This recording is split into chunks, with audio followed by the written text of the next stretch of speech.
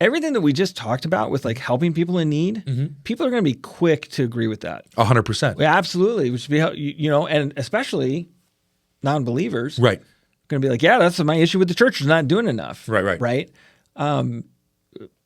Don't be so quick to tell us what we need to do. Right. And be a little bit quicker to go do those things yourself. Right. Right. Shut your trap and get to work. Right. Yeah. Right. Be slow to speak, slow to anger, and quick to listen. Yeah. Quick to listen. Yeah. Right. Right. So stop agreeing because you know somebody else needs to do this. Right. Here's another issue. We have a new president. Right. There's a lot of people who don't like Republican policies, Right? Because they say that Republican policies are not giving enough. They're Right. not charitable enough. They don't take care of immigrants. They don't take care of classes of people, different things like that. Right. There are people that will use these types of scriptures to say you need to support this political agenda, Right. in order to support these people. Now, what's interesting here is James says something really interesting in this verse. He says, "Visit." Yeah. Orphans and the widows in their distress. Right. I think sometimes when we try to take stuff like this and apply it to a federal political agenda, it doesn't meet what God is talking about in the scriptures. Right. Because it's not face-to-face, it's not a community, and it's not an act of love. Right. Right? Consider the difference between these two things. Right. Going to a homeless shelter and literally giving your money that you have in your pocket that would have gone towards other things to somebody who needs it. Right. Cooking them a meal. Right. Giving them your clothes. Right. Right? Doing those things versus being okay with an additional 15% taken off the top. Right. So that the government will do it for you. Right. Okay? These are people who want to talk the talk, but aren't necessarily willing to walk the walk in a way. Well, you bring up a really interesting point too, because I think if you look at what you just said, especially about the widows and orphans in James's opinion, it all spends down to how you're looking at it. He doesn't say solve, and it's interesting because you can't solve a widow or an orphan. They've lost their parents and they've lost their husband and or wife. It's probably their husband because that's a widow. Widower is the male version, and he says widow specifically. So. That's interesting, right? Because you can't solve those things. Right. So he's not saying go out and be the solution. Go out. I'm using that as an example to say you cannot solve poverty. Right. You can't. That's what Jesus is saying to Judas. You always are going to have poverty. You can't help that people are going to make poor decisions. You can't help that things are going to go poorly for some people. Not all homeless people are drug addicts. Some people that I've found actually that are homeless choose to be homeless. Some people like that lifestyle. And you're like, how could they? They do. I don't know. They do. I know people. I know a guy who actually had a job and lived in a shack down by the Mississippi. He was one of the very first people I met that blew my mind. I was like, you choose to do this? He had a van and everything. And he was not a contractor. He worked in construction, but he just took jobs here and there. And he would take our handouts.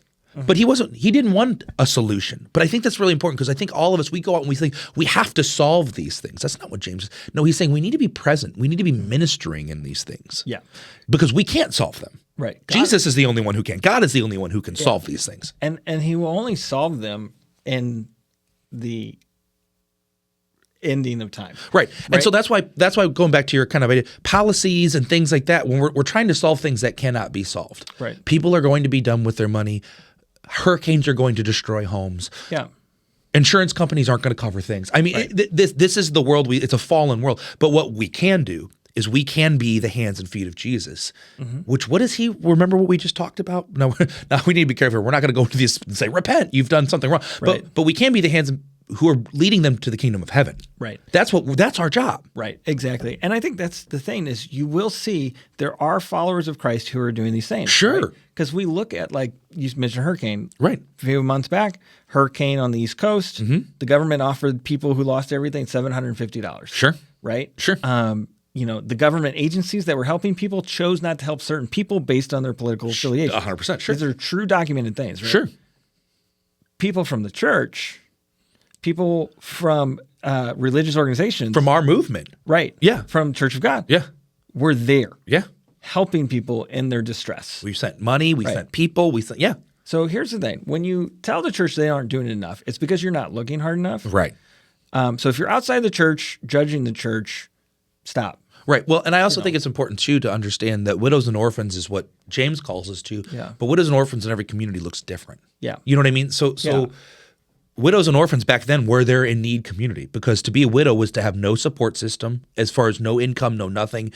Mm-hmm. So we're children. There were no orphanage, but in our community, widows and orphans could look completely different. It could be homeless, it could be drug addicts, it could be, there's a million things. The reality, though, of what James is calling us to do is we need to be ministering to people. Yes. Inside the church and outside the church. Exactly. If you think that there is a federal policy or political platform that will use your tax dollars in a way that will help people and you think it's good, by all means support it. Yeah. But don't let that replace going and meeting people where they are. And I think there is some fair criticism. Of the church today, partly because I think the church back in the day really went hard.